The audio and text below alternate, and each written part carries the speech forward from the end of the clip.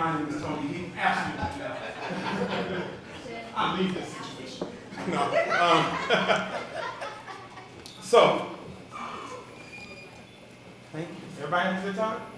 Yeah. Everybody want to learn something? Yes. All right. So, like I said earlier, who said that? What she say? Trying to find a man? I heard you on that one. Hey, go ahead. Were you the one that said how to find a man on the question? No, I'm playing.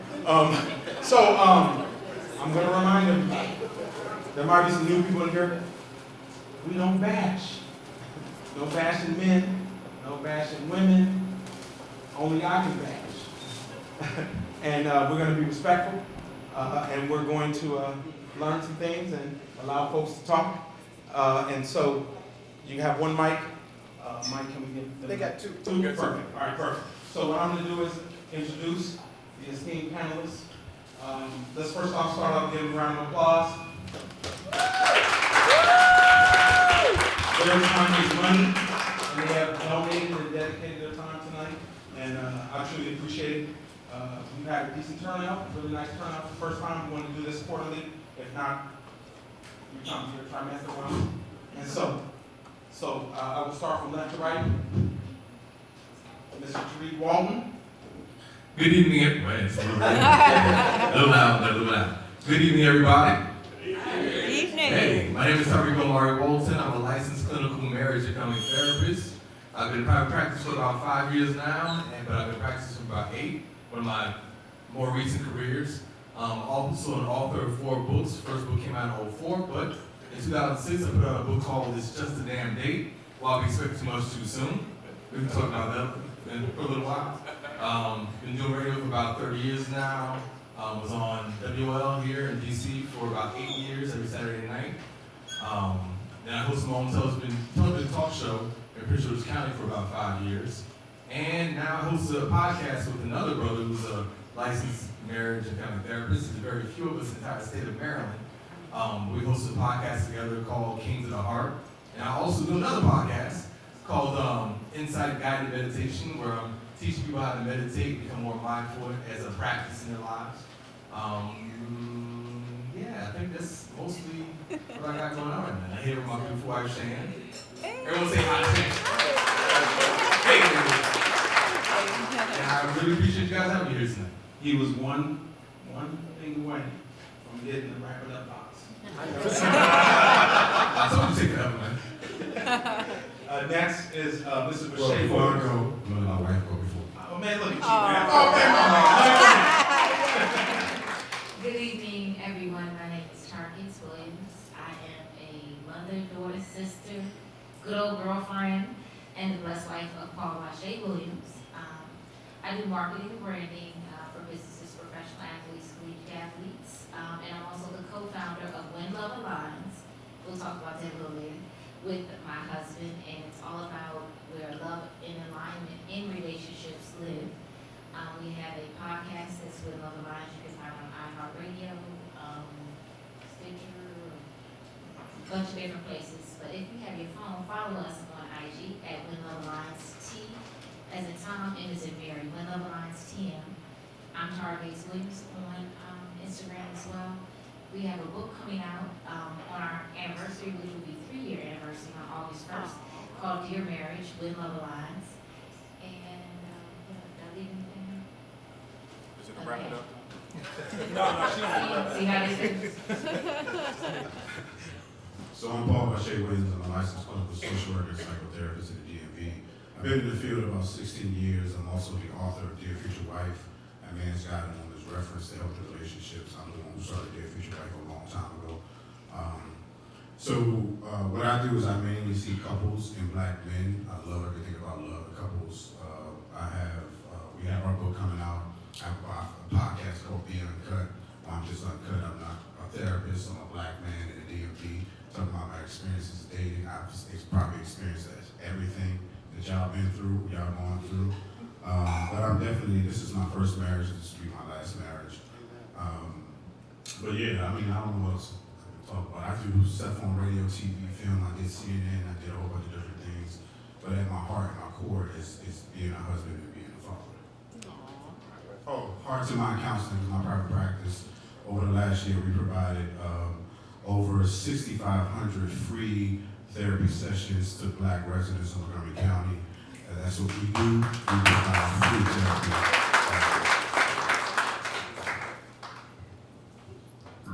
Hi, good evening, everybody. I'm Tahira Hobias, and this is my wonderful husband, Paul. We have been married for 3 years. This is our second time around, so we have a different story. So there may be some questions connected to that, so feel free to ask those. We are currently working on the book. We are also working on a coaching business where we're working with couples, helping them to get in alignment, having their lives get in alignment with their values, and helping people in relationships to become connected in a way that is their best relationship possible. So that's what we've been working on. Yeah, I'm Paul Bias, and I will add, we are a Christian couple working in marriage ministry. So primarily we work with couples who are thinking about getting married. We also work with couples who are dealing with marriage dysfunction, and we work with them on how to move forward. And so that's pretty much who we are. Today is actually the 9th year that we've been together as a couple.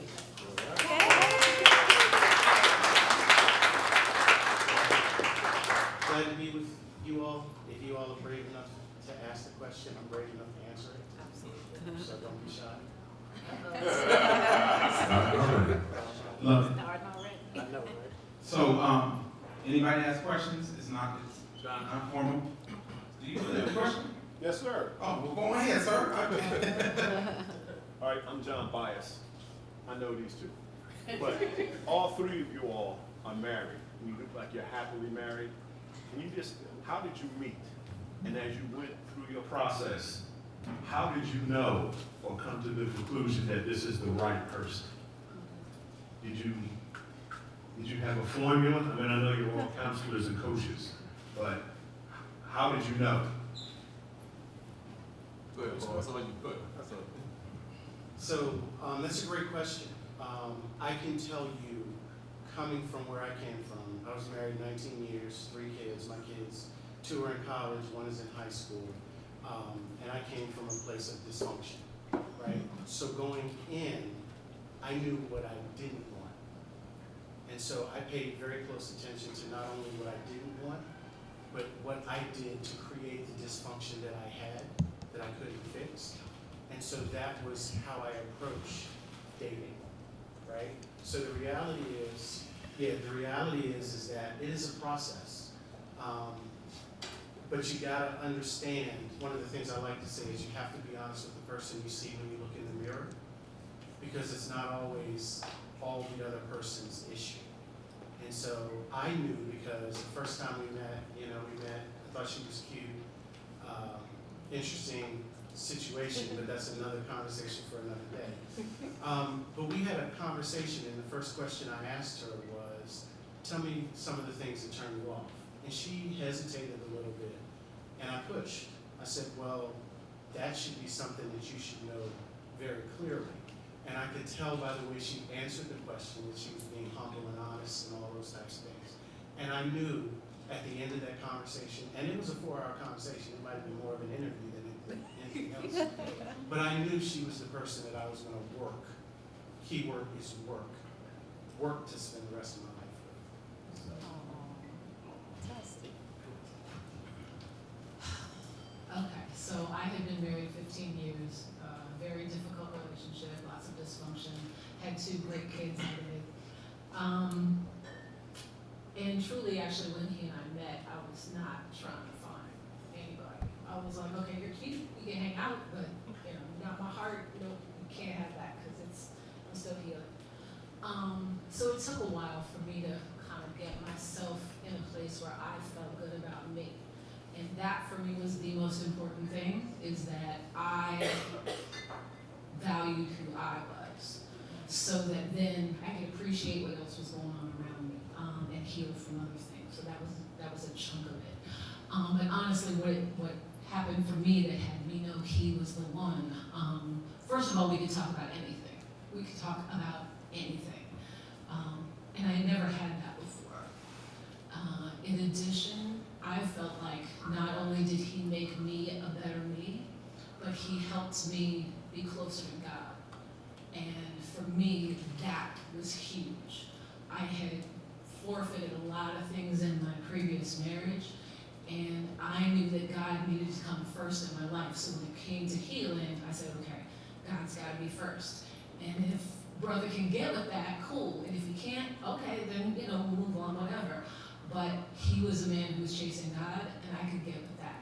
So for me, that's how I knew. Awesome. So before we move to the next segment, or the next person, one of the things that we're talking about, how to find a companion, right? You guys found each other. You found your person, right?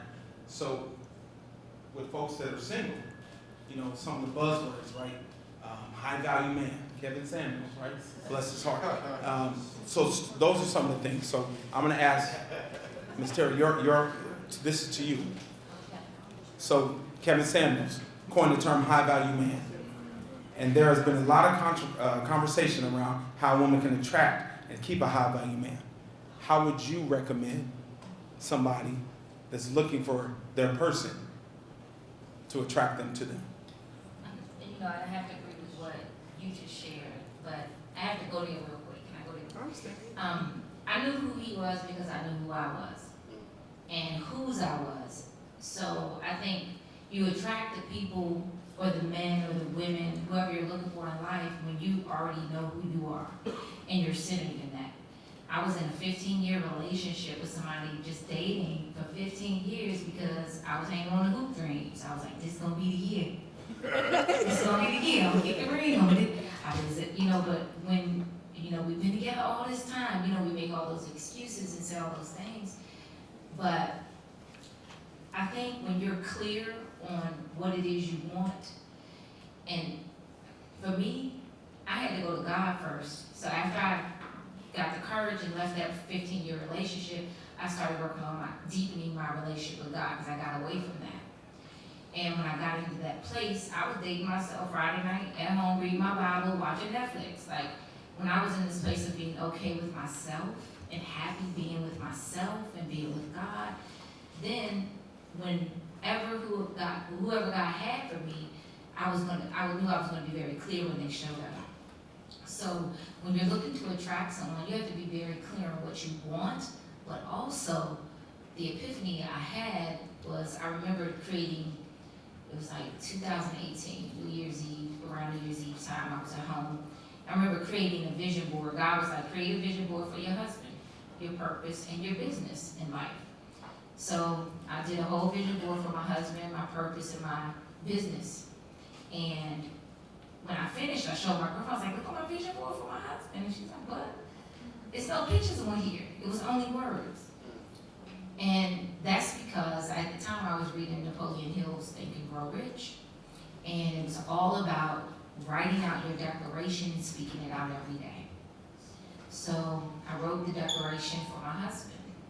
And it was all about, and what I want to tell all the ladies, anybody who's single in here, you have not only about what you want, like throw out the checklist.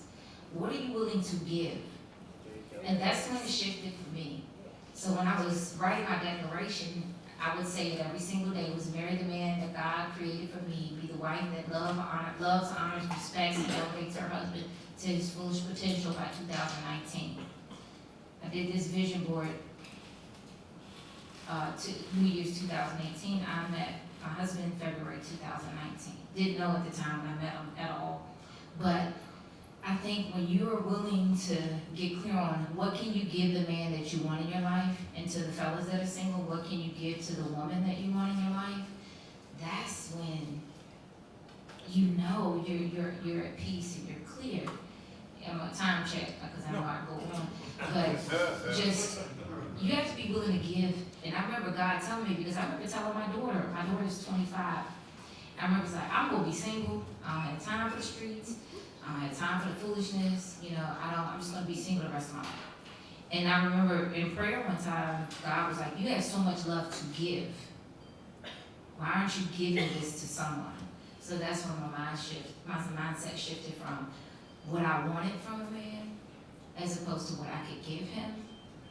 And also the character traits that were on my vision board of a man. He is every single one of those things. So, you know, when you're that in tune with what God has for you, what God wants for you, you'll know who your person is before you see your person. Because the night we met, we were both speaking on a panel together for a show that we did, and they were premiering season 3, and they had the panelists from previous seasons come back to talk. And I remember it was February 12th. I remember it was freezing cold, it was raining, and I was like, I don't want to go to this panel. What excuse can I give to not go to this panel? The panel had to be there at 7. I was still in the bed, y'all, in my pajamas and socks. It's 6:15. Trying to think of an excuse why not to go. And God was like, you gave your word, quit tripping, get up and make the ride. And I did, got there like 7:15-ish. And I remember sitting at the bar and I was talking to another panelist, and at one moment, I literally just stood up and started looking around the room. And I was like, what is that? I had that juke on. Shut up. 98. Old school Steve. And the thing about it, he was sitting right next to me, and I didn't even know it. But I remember standing up at the bar. I was talking to another person that was on the panel, and I just turned in a complete circle. And I remember when I turned around, my eyes fell on his book, and it said, Dear Future Wife. And I was like, this your book? I was like, that's an interesting title, and started chatting about that. But when I go back to think about what happened at that moment, it was like my soul stood up, looking for my soulmate.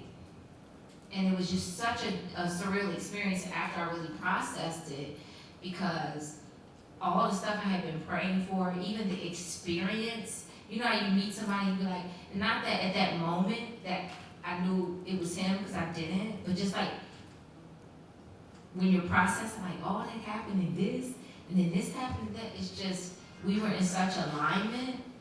And that's right, only because I was in alignment with God. And to the point that, like, we were on the same page about everything. We were celibate until our wedding night. Like, abstinent, thank you, baby, for correcting me. Like, we just got to a point, it was like, if this is who we are, and I made that promise to God, and every time I got weak, I was picturing myself talking to God at the throne, like, so this what happened. And I was like, I'm not going to sacrifice that, because what we had was so much more important. So, yeah. So I have a question. To elaborate on when you say what you're willing to give to a person. What you mentioned love. What do you mean by that, to give? Can you give some examples to the group what that means? To me, it was about understanding, grace, and also I had to be willing to give up my independence, because I was single for so long, doing everything myself. We were just on another panel, I was talking about this, you know, I used to always tell my girls, I can't wait. I was like, I'm gonna have to take out the trash no more, down to the curb, get recycle bin. And then he started doing it, and I was like, you gotta take it down like this and spray the bleach, because the animals are gonna, he was like, I know how to take out the trash. And that just didn't really dawn on me. So I had to give up that independence and shift. I did a whole course on this, called The Strong Woman's Dilemma, because I was such a strong, independent black woman. And when he used to say that to me, I used to get offended. I was like, I don't need strong, I'm independent in front of strong, you know. And he was like, well, that's how you're acting.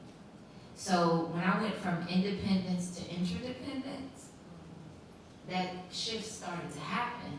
So, you know, I wanted to give understanding, grace, and things that I didn't know how to do, I really made a point to learn how to do.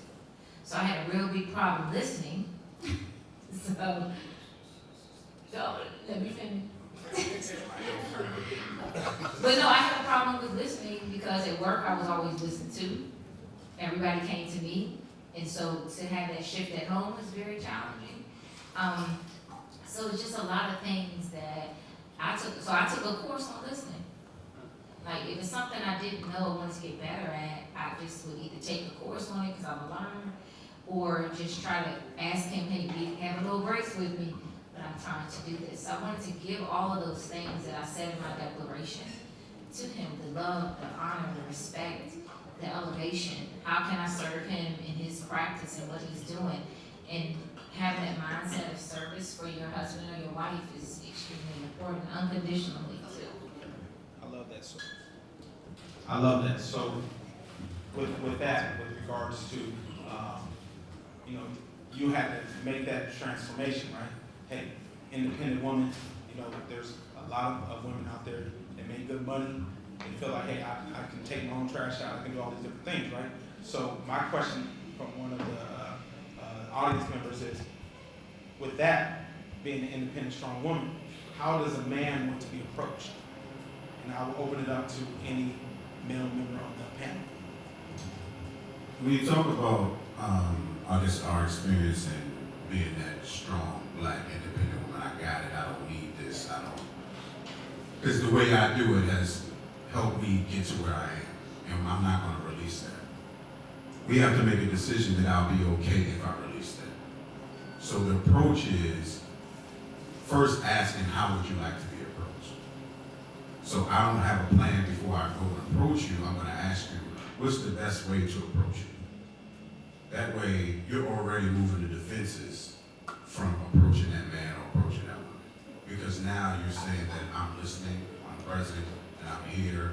I can respond the way that you need me to respond. So there's been times when she's come to me and was like, yo, like, who are you talking to? And she didn't mean to be harmful. That's just the way that she's used to operating. But that doesn't work for me because we're not going to have two aggressive energy clashing at the same time when it's unnecessary. I came home to be in a safe space. Like I need softness, right? I'm outside in the world. I'm dealing with clients and all types of stuff. We already have our challenges, so I want home to be safe. And if I'm safe, you're going to be safe. If I'm unsafe at home, I'm going to be aggressive. I'm going to have those walls up. I'm going to be defensive. I'm going to do all sorts of things, and you're going to feel unsafe. So now we walk around the house in chaos and turmoil and tension. Nice. Tariq? There's so many questions asked, and like I'm sitting here like, okay, how am I gonna answer this one? How am I gonna answer that one?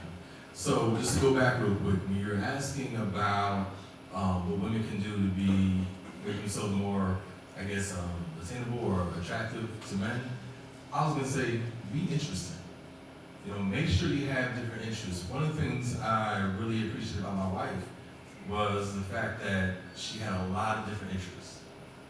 I'm a very busy person. I'm very active, whether it's something related to my job or other efforts that I'm a part of. My wife, she's a dancer, she's a personal trainer, and there's so many different things that she was into. She was performing everywhere, and I loved being able to go and watch it. And then we also had a lot of common interests. But the thing about it was, like Paul said, you know, dating here in this area for so long, you get a lot of very well-off, very attractive women, but aren't very interested. You know, they don't have a lot going on for themselves because they're out there searching for something. They're so busy searching for something that they're not really investing in themselves. And so, hey, invest in yourself. Find different things that you are interested in, grow in those areas, and you'd be surprised who you might meet by actually being in those places where you're interested. Because you might meet people who are actually interested in the same things. Now you have something to connect on. So be interested. When it came to, real quick, in terms of meeting my wife, it was really about timing. We have a mutual friend who went to a party back in 2012. I just got out of an engagement the year before, a few months before. And so I started the party, and you know, she was dancing around. I'm like, she's bad. So I asked her friend, I'm like, yo, what's up with your friend? She was like, she's married, leave her alone. I was like, okay, I'll leave her alone. And so I would see her frequently at different parties over the years, and I would just like stay away from her. Like I didn't want to get to know her, I didn't want to know if she was cool or not. I'm like, I'm not even gonna be anywhere near her. Until a party in 2017, we're talking 5 years later. she's there hanging out with a friend of hers, about that might be her man. We're playing a game, and we had a chance to interact for the first time. And I'm like, damn, she's cool. Gotta leave it alone. Year goes by. Our mutual friend had to see me out with somebody the day before. She's like, well, I didn't really like her for you. Talk to Shan. Shan's single. I was like, oh, Shan, you single? Shan, come here. She came over. I was like, you single? She's like, yeah. I'm like, sit down, let's talk. And she never left. And we've been together ever since. And again, it was all about that time. She was no longer with her previous husband. We were both just dating at the time, so we weren't anything serious, so it was perfect timing for us. So often we find ourselves in a position where we want something so bad, we're trying to force it. It might not be the right time for it. So be patient. You know, do the work you have to do on yourself, and you never know what's going to happen in time, so just be patient. Getting back to your last question, I wish I forgot. How does a man want to be approached? In terms of being a man wanting to be approached, just make yourself available. Make your interests known. Make yourself available.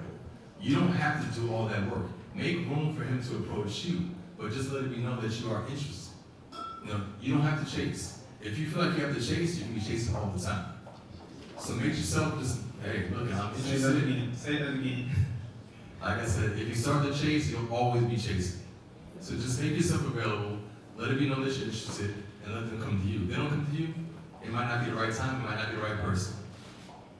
But if you have to chase, trust, that's going to be the position you will always be in. That's not where you want to be. Thank you. Brother Paul, to you. Yeah, so I just want to, I want you all to really think about this.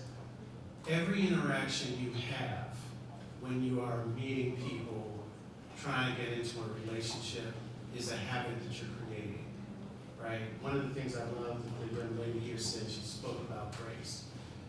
Well, how you behave becomes a habit that will go with you in whatever relationship or whatever marriage you enter into. So if you get into the habit of being graceful, even in distasteful situations, you'll end up sowing grace into your marriage. And trust me, when conflict happens, whatever you put between your expectations and what actually happens is what you're fueling your relationship with. So if you had this expectation that your boyfriend, girlfriend, husband, wife are going to do something or be somewhere and they don't show up, there's a gap because you had an expectation and then you have what actually happened. If you put contempt in that gap, that's what you're sowing into your relationship.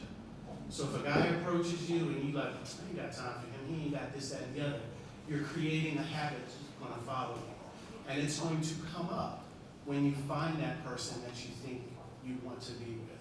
So I encourage you to sow grace in every interaction you have.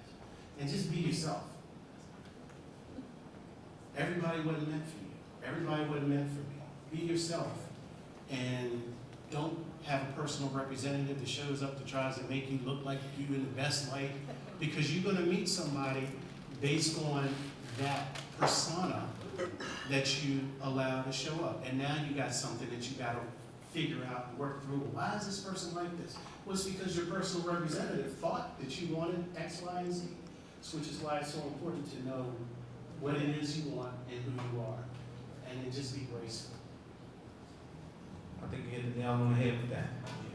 Dating a representative versus marrying a person that you truly are with, right? So, with that in mind, how does one navigate the dating scene?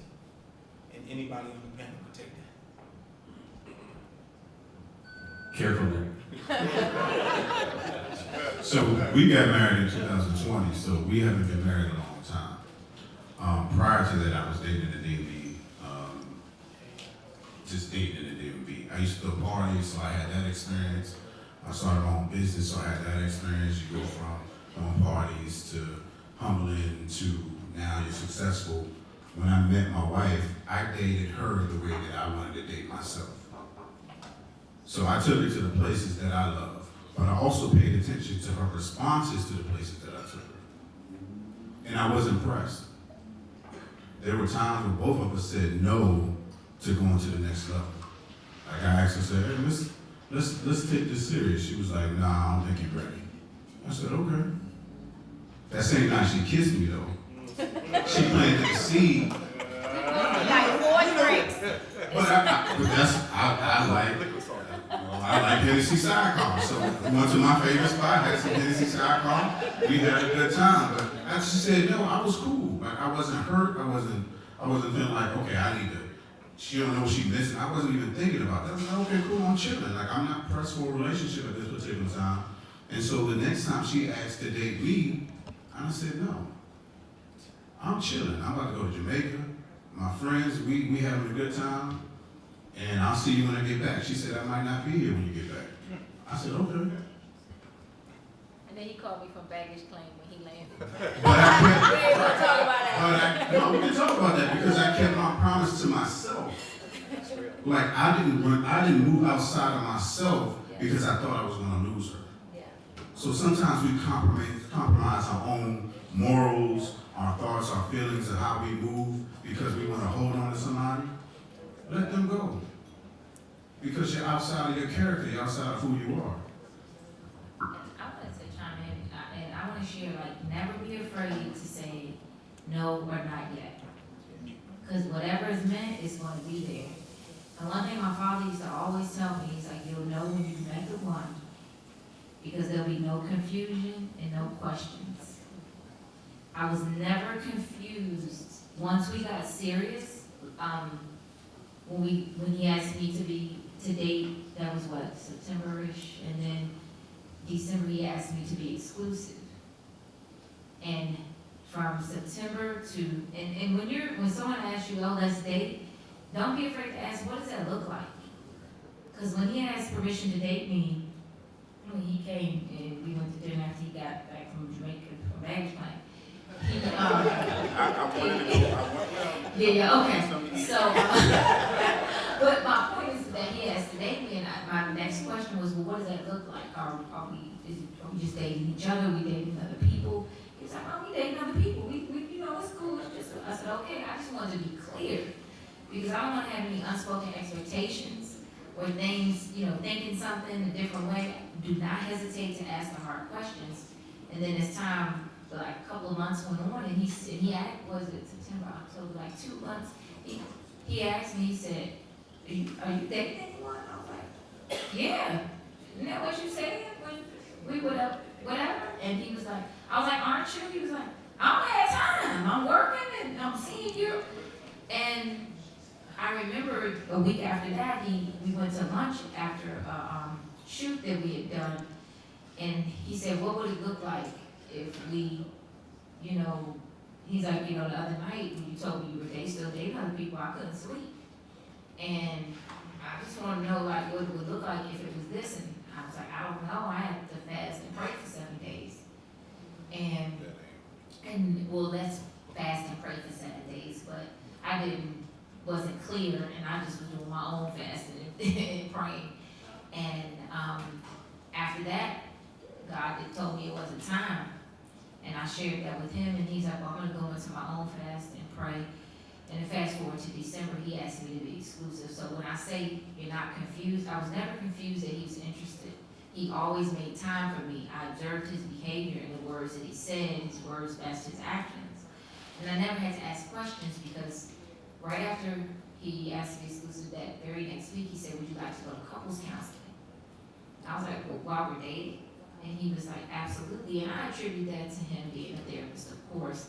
But don't be afraid to go to therapy with someone who wants to be exclusive with you in the dating phase. You're going to learn a lot about yourself. You're going to learn a lot about them.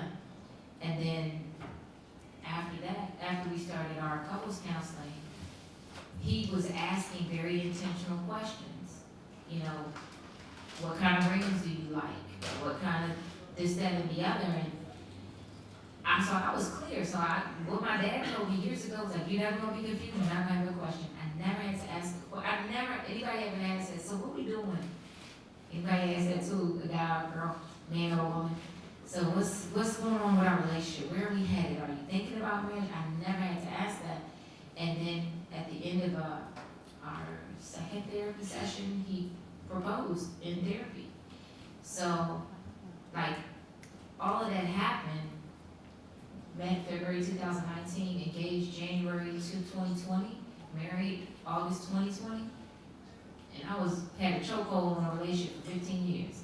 So you have to be very clear on not wasting your time and what serves you and how you can serve that thing. Sorry for taking so long. No, you're phenomenal. Thank you. So before we go to a question from the audience, a takeaway from that. So what I hear you saying is intentional in your dating, but also the fact that you know when it should be easy, right? Dating should be easy. It should be easy. And you shouldn't be asking questions. You shouldn't be like, where are we at? What are we doing? What's going on? Let me know. And that ambiguity oftentimes happens in these relationships. And the male or the female is lingering along in hopes of the idea of that being with that person, as opposed to the reality. And that's because we're not asking those hard questions. But I'm gonna say love is not easy. Right. Please, we can't. I don't want to paint that picture. It's a process. It's commitment. It's intention. Relationships aren't easy. We have to put in the work. We have to have the necessary conversations. We have to say, even when it's hard, that I'm committed to this relationship. I don't have all the answers. As a therapist, and I see couples, I've saved marriages, I've done all the right things in therapy. I don't do all the right things in my relationship. I need that outside person to check me. I'm also allowing myself to be checked by her because I know that's healthy for the relationship. So this fantasy that, are we mad? Yeah, we're in alignment, but we still have to put in work. We got 40-something years of life that met 40-something years of life. It's not gonna be easy. Relationships aren't easy. I do think love is Kim, I just want to let you talk and then we'll go to the question. I just want to add one thing for the men. What Brother Paul said, he made a key statement about going to Jamaica and doing what he wanted to do. Dr. Robert Glover wrote a book called No More Mr. Nice Guy, and it's about the fallacies of men thinking that if they just keep everything nice and everybody's happy, then their relationship's going to be magnificent. And when you start giving up who you are as a man, you'll never be fulfilled. So get the book, Dr. Robert Glover, No More Mr. Nice Guy. Perfect example. Perfect example. Thank you for that. So, station name. Hi, my name's Jasmine. And my question based off of what you guys were talking about is how to manage expectations, especially early on in dating. Because there's a lot of conversation about like, oh, the guy knows right away. And if he's not, pressuring you or chasing you within the first 3 months, then he just doesn't like you that much. So I'm just wondering, what is y'all's opinion on that? And then, like, how did you guys manage your expectations in the beginning? So like I said, the book that I have that came out, 17 years ago, was called It's Just a Damn Date, Why We Expect Too Much Too Soon. And I spent about 3 months actually doing research, interviewing people, just going around talking to people anywhere I was at, asking questions, and I probably got the best advice from divorced women over the age of 35. And their attitude was, look, I've been married, it's not everything that people think it's cracked up to be, I just want to have a good time. So if I'm dating, I'm not going in there with all these expectations of where it's going to go and who we're going to be together and what we're going to mean together and this is going to last forever. No. Right now, if we're just dating and we're not, making commitments to each other, let's just enjoy ourselves. Treat it like going out with a friend with romantic intentions. That's not saying that you have to have sex with everybody. That's not saying that you have to spend all kinds of money. Just try and have a good time. So keep the expectations to a minimum about what this is going to be after just a few dates. You have so many people who have this idea that, well, you seem like the perfect person. I need to, start planning ahead. No, you don't know the person yet. Again, that image, that facade is still up. It takes time, it takes patience to learn who these people are, and not just who they are, but who you are with them. And so you can't have expectations for forever with somebody that may be temporary. So just take your time. Keep the expectations to a minimum of what it's going to be. Expect to be respected. There should be some characterizations about the person that lets you know, okay, this is somebody I want to be around. But in terms of what this is going to be, now just chill for a second. Just let it build on its own. Be intentional in terms of what you're doing to discover who the person is and who you are with that person. But don't try and push it into something that it may not need to be. Yeah, I definitely think like you talk about, because I work with a lot of men, and I always hear this thing like, men, we know right away. Even if we make a decision to say this is who I want to be with the rest of my life, there's still a process of choosing continuously. Yeah, we know the possibility. Right. Somebody makes it possible. Yeah, because I saw somebody and I dated, was like, okay, this is gonna be my wife. And I tried to push through the things, the glaring signs, because I made a decision, this is gonna be my wife. When I first saw her, I didn't see her as a wife. I didn't see her as somebody I even wanted to date. I saw her as what I was praying for, a brand manager to help me with my brand. When we got close, I said we need to keep boundaries because I don't want to lose this bag that we get. I don't want to ruffle any feathers and I don't want to ruin anything because I've been in that space before when you work with somebody and all of a sudden y'all get close and things go awry. I didn't want to ruin that. And she was on the same page as me. She says, and it's her favorite line, I'll never get something confused with finance. I'll never get my feelings confused with finances. Right. But our friends saw our alignment before we did. The people that we trusted. And so that's how we got to that point. But again, we still have to choose each other even when we're in disconnect. That's right. It doesn't stop.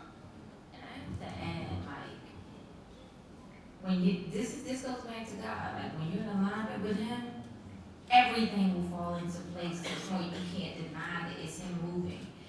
So us meeting that night, Him hiring me to be His brand manager, God, because I was always tunnel vision on my work. I do branding and marketing. I had just launched a sports division working with a professional athlete. I was all about work. He was the first author that I ever worked with. And what God revealed during that time is that we're working together, so there was no romantic interest involved till he started sweating me. And then he, God knows that. But no, it was nothing there. So we weren't even in that mindset. But I got to know him as a person. I didn't have the expectation of just because we going on a date, I gotta put you in this spot. I had absolutely no expectation other than to him, for him to be professional and do the thing, whatever opportunities that were coming up. And he had a brand already, so I just was able to rebrand and promote that. But we were in that space, so you navigate differently. And that's how God brought him to me. We navigated in professional, then it turned personal. But I knew him, I got to know him in such a way that I would have never known had we been hooked up and set out and gone on a date. And I had this statement a long time ago, it's okay to be thirsty, just don't be parched. And that was just a really hard lesson I learned early on as a child, that, when you're thirsty, you're just like, oh, you know what, I'm gonna get some lemonade. You get to choose, right? I'm gonna have some water, I want a Coke, I want a tea, I want an old fashioned. You get to choose. When you walk around here parched, you're guzzling down anything. And I learned that very early on as a child. I was at work with my mother one day, I was probably like 7, and I was at the time in my mind, I was like, I'm thirsty, I need something to drink. Like, I was parched, right? And I remember seeing my mother, she would tell me, just sit down, wait a minute, just sit down, wait a minute. Like, forever as a child, 20 minutes is 2 hours. I remember seeing her go outside of her job with a Dr. Pepper can. I was like, I know she ain't got a soda, and I'm over here dying of thirst. So I followed her outside, she had put the can down, I went over the can and I just turned it up. And I got a mouthful of ashes, because she had been using it as an ashtray for her cigarettes. and she snatched it up. This is when it was okay for parents to snatch you up. This is when it was okay for parents to snatch you up. And she was saying, what you doing running around here acting like you parched? And I was like, what is parched? I mean, 7 years old. But in retrospect, it's like, I was so parched and to the point, I just wanted anything to drink. It got a mouthful of ashes, and in relationship and as being out here trying to find something, we can be so harsh that we will make excuses. We will swallow ashes and replace, in the place of fresh water just because we want to say we have something. So I think when you're moving in this space of just being present to the very second that you're sitting and talking with someone, whoever they are, being present to that moment, like he was saying, you know, have no expectation, not even thinking about the second date because you're on the first date. It's like sometimes you'll be on a date, I have some girls that I was on a date, like, oh, we gonna get a second date. He ain't finished the first date yet. You know, what about him makes him worthy of your time, and what about you makes you worthy of his? So it's just being present to that moment. Awesome. So there's 10 minutes left, and so there's some questions here that are consistent. So one of the things is, do you think everybody here has found a person in the last 3 to 5 years? One of the common questions is, do you think dating apps are effective? Anybody can take that. I have tons of girlfriends that are on dating apps. And it's not the dating app, it's the people on the dating app. You know, the dating app is just a space for the people to be and live. And I think you can meet people who are worthy. I've had friends that have met people and got married from the dating app. The dating app just presents the opportunity. It's what you do with it and how you create and cultivate and get to know a person that you meet on that app. I feel like it's expedited way to meet people. So yes, they are, but if some dating apps are known to be whatever, then you gotta, you're gonna get whatever. You got to be clear on what dating app are you going on. Now, it may still be some foolishness on Plenty of Fish, I don't know, or Christian Mingle, but you have to get to know that person.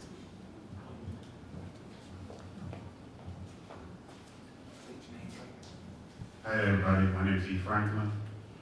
Tony, I'm gonna need you to hold this mic because basically these women kind of answer the question that I have, but I want to make sure that I'm correct in the question I'm going to ask. I normally do this in a circle, but I'm going to use it as a triangle, so I'm going to hold it up. If you look at this triangle, this is the male side, this is the female side. So basically, society and women working out here and things like that, we've kind of forced our women to be more in the masculine role. And now with the way things are now, our women have become more so like this. Now this kind of dynamic, I'm thinking to myself, this woman's happy, but there's no man that's going to accept being here. So from what I understand, both of you ladies have come to the realization that y'all need to turn it back a little bit. Okay, so my question is, in these kind of situations where you ran into couples that were unhappy because both of them were functioning kind of more so out of line, how were you able to navigate that? Or am I on the right path with that? Because it looks like both of you, it sounded like both of you ladies were realizing that you needed to give up some of your independence because that way, that man you needed would be independent. So now you realize that you needed that person in your life to fill roles for you, and you could fill roles for them. So let me just say, historically, black women have always worked. You know, going back to being in the fields as enslaved people, black women have always worked. Black women have always had to contribute more than their fair share, considering where we think, you know, how things are supposed to be. So that whole tradition of the man being the primary breadwinner, that's never really been true in our community fully. All right, so black women have always had to contribute. There are many times in our history where black women could get jobs where black men could not. You know, so they're carrying the entire load. I think what's happening now is that the difference is black women can earn enough that they don't need someone else to carry the load with them. You know, so back in the day, we were very interdependent because we all needed to contribute as much as we could in order to survive. Now people are earning enough that it's not necessary to be interdependent or be dependent on anybody else. That's the main difference. But, you know, I just want to make the historical, you know, connection, but it's other answer. You want to chime in first, but I'll be right behind. I'll chime in after you.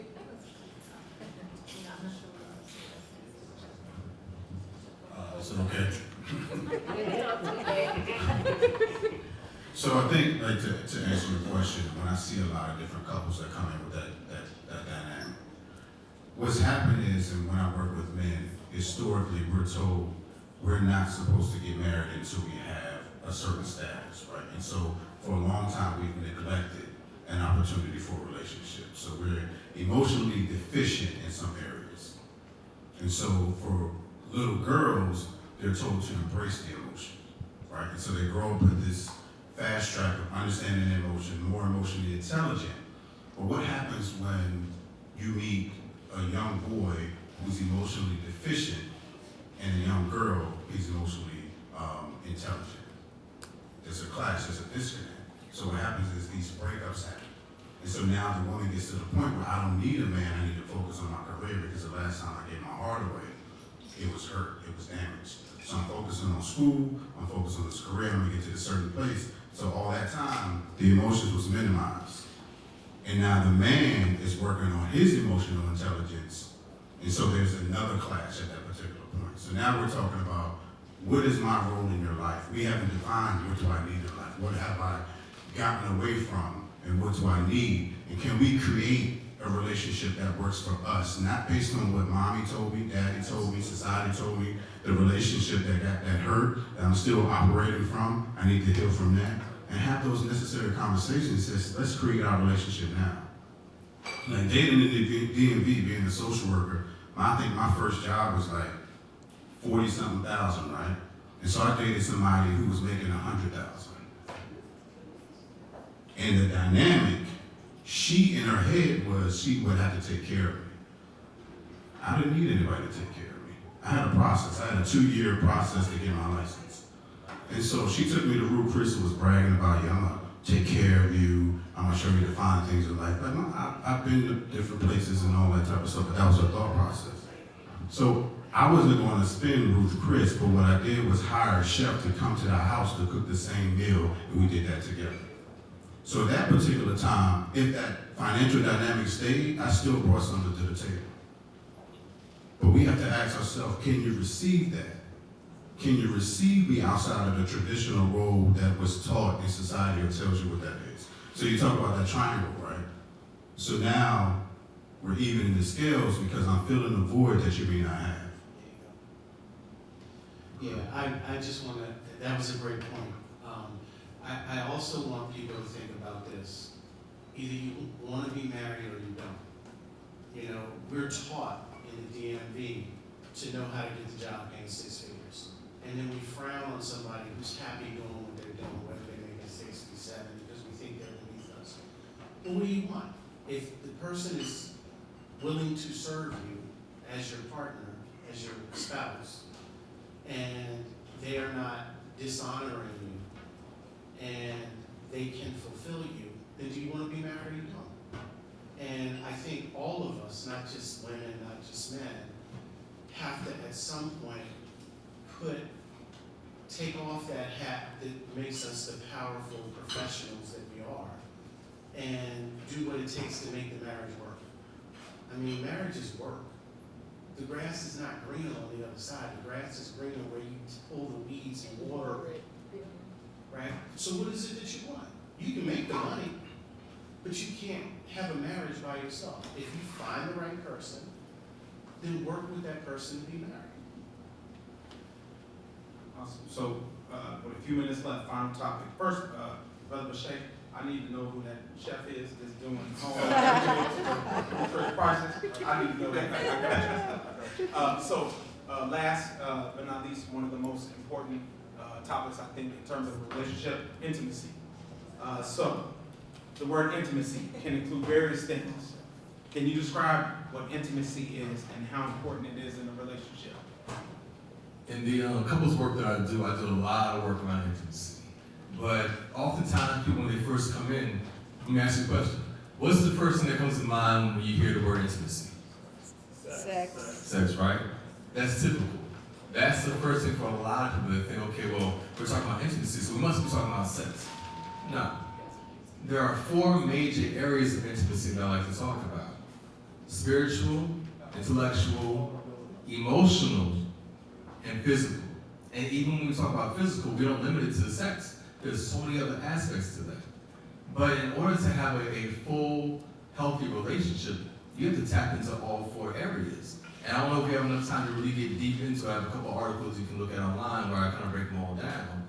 But the idea is that the deeper you can get spiritually with somebody, And that doesn't mean that you have to share the same religion. My wife and I practice Buddhism, my wife is Christian. You don't have to have the same religion, but you have to have a similar walk and understanding of how the person actually looks at the world and approaches the world.